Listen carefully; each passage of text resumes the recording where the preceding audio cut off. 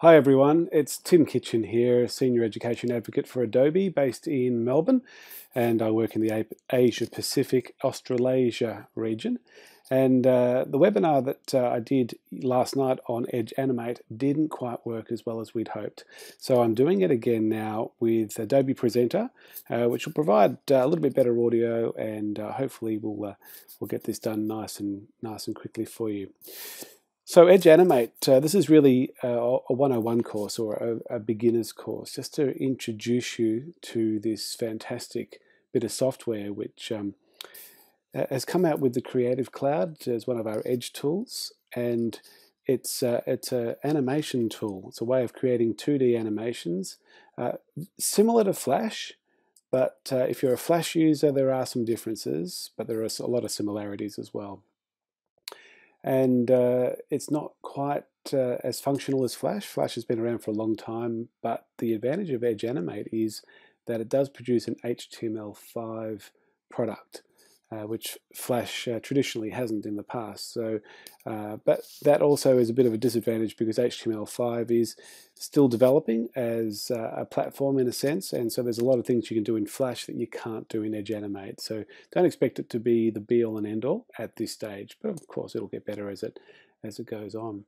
So I've opened up Edge Animate, and you can see in this tool now, in this sort of after the splash page opens up, you can see some interesting resources. First of all, when you go to what's new, it actually outlines some of the new features as new updates are arriving. When you go to getting started, you can actually work through some tutorials for some fairly simple things like a quick start guide, right through to some fairly complicated things which going into some scripting and all sorts of things that you can potentially do. We're going to stick with just the basics for this particular webinar. The resources section is well worth looking at too, because it gives you an outline of different tutorials and Adobe TV resources that are available. And of course, the Education Exchange is a fantastic tool to use as well to get Edge Animate ideas from classroom teachers. So as an ex-teacher myself, I used Flash a lot to make web banners and encourage kids to design web banners. So we're going to do a web banner today, because it's a great way of encouraging students to be creative with the way they express themselves through online communication. They might be producing websites via something like Facebook, or they could be using Muse or Dreamweaver, or any sort of the online tools that are available. But to actually make animated web banners to make their websites look really cool, well, this is how you get started. So I've just opened a new project, and you can see the white area here is called the stage. This is where you build your animation. It's important to be aware that anything that appears outside the stage won't be seen in your animation. Anything inside the stage will be seen. Because it's going to be a web banner, I want my stage to be a lot smaller than this. I'm going to go over to my properties here, and I can see my stage properties. My width is currently 550 pixels. That's fine, I'm happy with that, but the height is far too high. So I'm going to click, hold, and drag those numbers down. A tool that's common to a few Adobe products, which is quite a cool thing, just to click and drag the numbers until you get the size that you're looking for. And that will probably do 127 pixels. That looks pretty good to me. So this will be the kind of the stage for our web banner. Next to those width and height properties are the color properties. So I could keep it white, or I could click on that and change it to another color.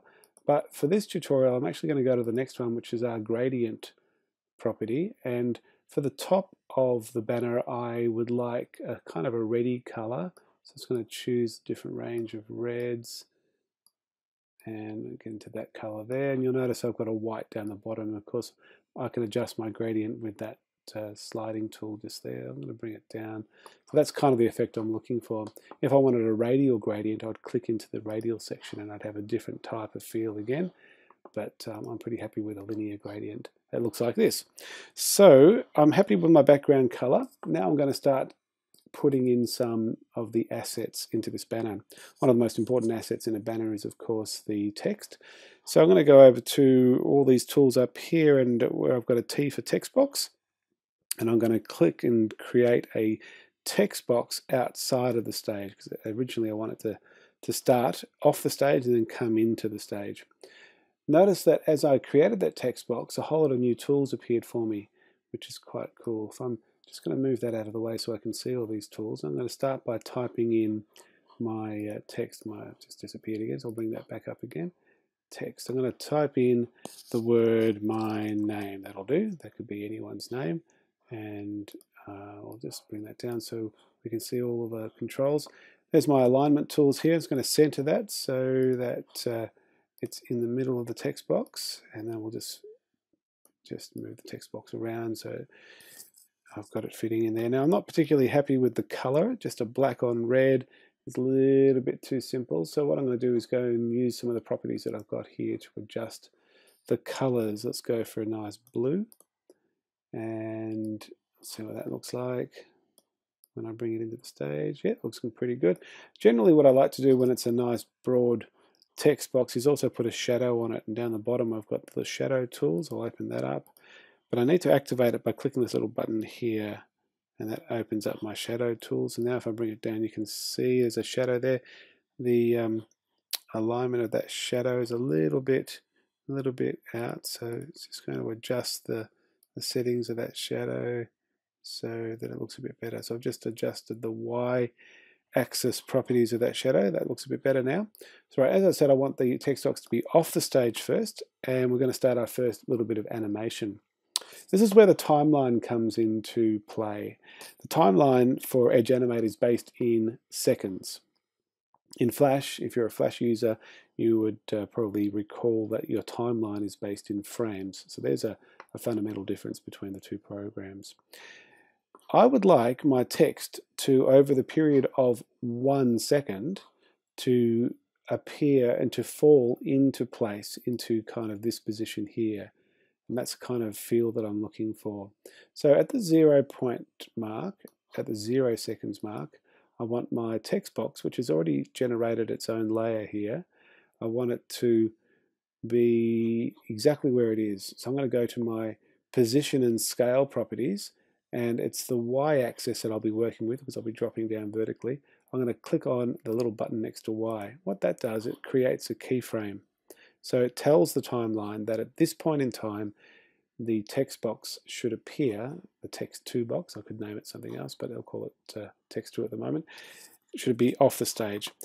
If I take the playhead of the timeline over to the 1 second mark, and then physically drag the asset, in this case a text box, into the position where I want it to be at 1 second, notice that it automatically generated its own keyframes and it automatically did everything I needed. So if I take the playhead back, you'll notice it's going backwards, and it's actually doing the animation process as I'm scrubbing through that first second of animation. That's pretty cool, pretty simple. With Flash, you had to do a few other things. You had to insert your keyframes, you had to add tweening and so on, but this is all done automatically. So if I hit the spacebar now, you can see the timing of it. You can see my animation is starting to take shape. So the next thing I want to animate now is now a line appearing. I'm just going to move my stage over a bit. I'm going to start a line appearing around here, and I want it to drag in underneath the text box. So I can go to my shape tools here, and this time I want my line to kind of look like a rounded rectangle, but a very, very thin one. So that's going to be my line effect. And I'll choose a color. Let's go for something yellowy, that'll do. So I've got my line. So I want the line to appear after the text has come into play. You can see by creating that little rounded rectangle, I've automatically generated a layer. Now I'm going to go to my position and size, and this time I'm going to play with the x-axis property. So I'm going to create a keyframe to tell me that at the 1 second mark, this line is going to be off the stage. I'm going to allow it 1 second. If I take the playhead to the second point in the time frame, and then drag this into place. I want it to end up over there over a period of 1 second, and it's created the keyframe for me. So if I take the playhead back to the start, hit the spacebar, we'll get the idea. The text box comes in, the line appears. So now we're going to do something a little bit more fancy. We're going to get a little round ball to appear down here and bounce up to the line, ricochet off the line, ricochet off the edge of the stage, and back up to this edge, and then off into the distance. To do that fairly quickly, I could go step by step and almost frame by frame if you like, but I might this time use a motion path to make that a more efficient process. So first I'm going to actually create the ball. So I'm going to go up to my little tool, my ellipse tool, activate that, and create a little round ball. Let's change the color. And what can we choose this time? Let's go for green, just for something different. So I've got my little green ball, and just by doing that, it's now created a frame, a layer called ellipse. So that's my ball. I can also rename that, but I won't. Now, let's see how we go. What I want to do first is I would like to activate the motion path option here. And at exactly the 2-second mark, I would like my ellipse to begin its journey. So I'm going to activate the X and Y motion. So I don't know, what am I doing here? Motion path, and I'll just give it a position. So I'll just click on the little keyframe here. So we know that X and Y, it actually is going to be in that position at that point in time. Then what I'll do this time is it's going to give me a little bit more room in the timeline here by going to my little mountains. I'm going to, with the motion path active, I'm going to choose this little tool here called the toggle pin tool. What this does, it allows me to toggle through a period of time where I want the ball to be bouncing, and in that time I want the ball to end up over here somewhere after it's done its bouncing. And you can see it's created a path. Now it's not bouncing at this point. At this point it's just literally following that particular path, which is good, but I actually want it to bounce. So what I'm going to do is I'm going to grab the motion path and I'm going to adjust it. It automatically turns into a pen tool, and I can just redirect that path. So it's coming out of the corner of the stage, hitting the line, coming down and ricocheting off the bottom of the stage, coming up to ricochet off the top of the stage, then coming down to ricochet off the bottom of the stage, and then jumping off the stage. So if all goes to plan, I take the playhead back to the start. Oh, I'm still in the pen tool there.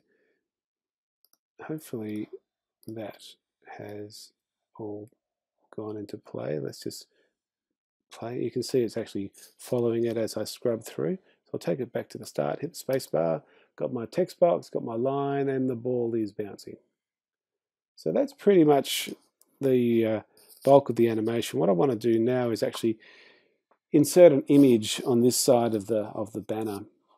So I've already created an image, or I downloaded an image from the Creative Commons section of Google Images of a falcon. So if I go to File and Import, I should be able to find that image fairly quickly. There it is. I'll click Open, and there's my falcon. Notice it covers my whole banner at the moment. So I'm going to hold the Shift key down so the proportions are kept in play, and I'm going to try and get it to be around about the same size as the stage. That's looking pretty good. But after the ball's bounced, so get it to bounce up to there, it's at that point in time, so around about the 4-second mark, so I change my mountains, I can get a bit more control of this. At the 4-second mark, I actually want the image to be off the stage, so I'm going to move it off the stage, and then I want the actual falcon itself to then animate its way onto the stage over a period of about 1 second.